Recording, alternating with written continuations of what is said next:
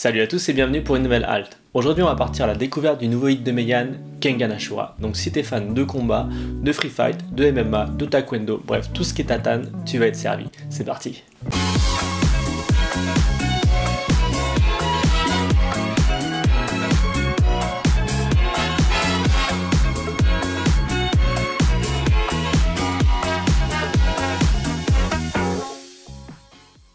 Alors avant de commencer, on va parler de Kengan Ashura. Alors Kengan Ashura, c'est un shonen scénarisé par Yobako Sandrovic et dessiné par Daromian, prépublié dans le magazine Ura Sunday, entre avril 2012 et août 2018. Il est publié ensuite en volume relié chez Shogakukan pour un total de 27 volumes. La version française quant à elle est publiée par Meian et elle est sortie le 9 juin 2021, avec la sortie des 4 premiers volumes, mais surtout avec un système d'abonnement qui permet de recevoir tous les 2 mois les 4 volumes suivants et des goodies tels que des coffrets de rangement, des posters, des ex-libris. Le manga a connu une visibilité internationale avec son adaptation en série d'animation de 24 épisodes produite par Lars Entertainment et diffusée sur Netflix en 2019. La série possède également une suite intitulée Kengan Omega qui est prépubliée dans le même magazine depuis janvier 2019 et qui arrivera en France dans les années à venir. Alors voici le petit topo, maintenant on passe au pitch pour savoir qu'est-ce que ça raconte.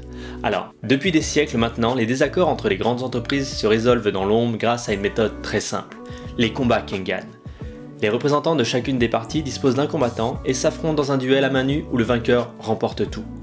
Nous suivons Kazuo Yamashita, un employé de bureau vieillissant qui va faire la rencontre d'Oma Tokita, le combattant dans l'entreprise pour laquelle il travaille.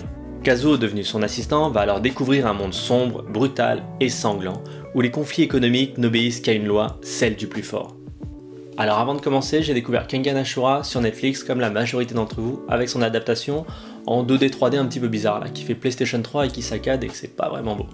Mais au-delà de ça, c'était vraiment bien parce qu'on s'attache vraiment à l'histoire et le concept il est hyper original. Donc du coup j'ai suivi ensuite avec les scans et je vais vous dire en quoi c'est 1000 fois mieux que l'adaptation Netflix. Alors le concept de base est hyper drôle, je vais donner un exemple. Donc exemple, tu veux construire un restaurant. Là il y a McDo qui arrive, il y a KFC qui arrive. Les deux ils ramènent leurs combattants et ils se tapent. Et le gagnant il rafle l'emplacement du resto et bref. Ça c'est hyper intéressant parce que ça peut avoir des enjeux économiques et de gros sous sur l'entièreté du Japon et tu peux dominer totalement un marché si ton combattant est très très fort. Et ça change un petit peu du récit où le héros est simplement fort, il veut devenir fort mais on ne sait pas trop pourquoi, il veut juste être fort. Et donc là, si t'as un bon combattant, tu règnes partout et ça c'est ouf. Une deuxième chose que j'aime dans Kengan Ashura, c'est que vu qu'après on va partir sur un système de tournoi qui a des gros enjeux, et ben on s'attarde sur tous les personnages. C'est-à-dire qu'il y a genre une vingtaine de personnages, et ben on s'attarde sur tous, on comprend tous leur histoire, on sait pourquoi ils sont là, on sait les enjeux, et en gros, le héros Oma Tokita, et ben on le voit un petit peu moins, il est un petit peu en arrière. Et ça c'est intéressant parce que ça permet de déclarer de l'empathie pour chacun des personnages que tu vas voir, et tu vas avoir tes petits favoris, genre ah, moi j'aime bien lui, j'aime bien lui, j'aime bien lui, j'aime le mec de chez Nintendo, j'aime le mec de chez machin. Et tu vas avoir tes favoris, et au niveau du tournoi, tu crées de l'empathie. Et ça fait longtemps que dans un tournoi, j'ai pas eu d'empathie pour des personnages. La dernière fois que j'ai eu ça, c'était dans les premiers Dragon Ball avec Nam, qui expliquait son histoire, qui devait gagner parce qu'il devait donner de l'eau à son village. Bref, je trouve ça hyper intéressant, et là c'est la même chose. C'est-à-dire qu'on comprend tout le monde, on connaît tout le monde, et on espère parfois que le héros va perdre, parce qu'il tombe contre ton préféré. Maintenant on va parler du point qui m'a rebuté le plus sur l'adaptation Netflix, mais qu'ici il n'y a pas du tout, c'est-à-dire la direction artistique et la patte du mangaka Daromian.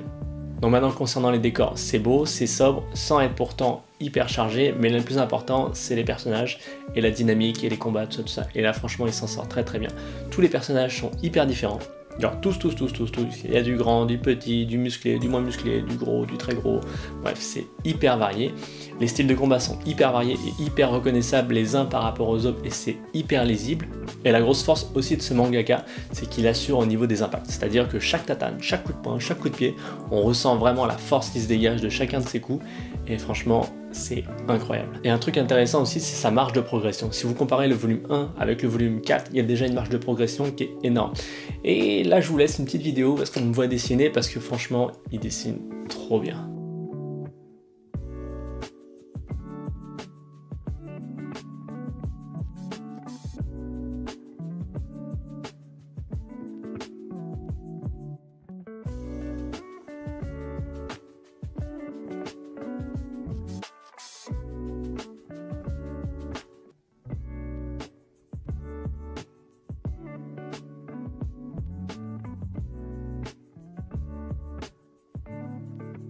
Donc au final ici on se retrouve avec un duo exceptionnel, c'est-à-dire un excellent mangaka et un excellent scénariste qui nous propose un des piliers dans le genre du manga de combat.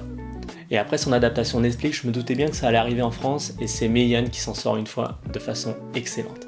Et le système d'abonnement est hyper intéressant pour ce titre, pourquoi? Parce que généralement dans les mangas de combat, on a toujours une frustration à la fin de volume, et ici en proposer 4 tous les 2 mois, c'est ouf parce qu'on évite l'écueil d'avoir une fin de combat ou d'une coupure de combat et on se dit merde, qu'est-ce qui se passe? Bref, c'est hyper bien, le tarif est assez intéressant, les cadeaux sont hyper intéressants et la livraison est assez gratuite. Donc du coup, c'est ouf! Donc Meian s'impose une nouvelle fois dans le manga game français en nous proposant une licence franchement exceptionnelle et que j'attendais avec hâte. Et le système d'abonnement est vraiment intéressant. Donc si vous êtes fan de tatane, d'arts martiaux, de combat, de Jean-Claude Van Damme, tout ça, foncez parce que franchement vous n'allez pas être déçus. Voilà, j'espère que cette halte t'a plu. Je te dis à très bientôt et on se retrouve dans 2 semaines. Ciao!